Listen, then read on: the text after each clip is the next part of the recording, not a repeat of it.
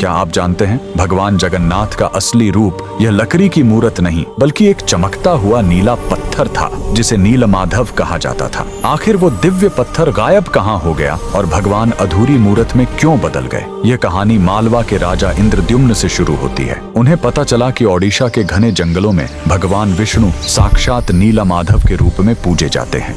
राजा ने अपने मंत्री विद्यापति को खोज पर भेजा। विद्यापति जंगलों में भटकते हुए आदिवासी सरदार विश्ववसु तक पहुंच गए, जो गुफा में गुप्त रूप से नीलमाधव की पूजा करते थे। विद्यापति ने सरदार की बेटी से शादी की और जिद करके गुफा देखने की बात मनवा ली। सरदार ने शर्त रखी कि वे उनकी आंखों पर पट्टी बांधकर ले जाएंगे, लेकिन विद्यापति ने चालाकी की। उन्होंने रास्ते में चुपके से सरसों के बीज गिरा दिए। कुछ दिनों बाद जब बारिश हुई तो सरसों के पौधे उग आए और विद्यापति को गुफा का रास्ता मिल गया। उसने तुरंत राजा को खबर दी। राजा इंद्रद्युम्न अपनी विशाल सेना लेकर घमंड के साथ भगवान को लेने पहुंचे, लेकिन उनके वहां पहुंचते ही नीलमाधव की मूर्ति हमेशा के लिए गायब हो गई। भगवान अपने भक्त विश्ववसु के साथ हुए धोखे और राजा के घमंड से नाराज थे। राजा ने रोकर माफी मांगी और अन्न जल त्याग दिया। तब आकाशवाणी हुई, मैं अब उस पत्थर के रूप में नहीं मिलूंगा, अब मैं समुद्र तट पर एक लकड़ी के लट्ठे के रूप में आऊंगा। कुछ समय बाद पुरी के समुद्र तट पर एक विशाल अद्भुत लकड़ी का लट्ठा तैरता हुआ आया। राजा समझ गए कि यही भगवान का नया रूप है।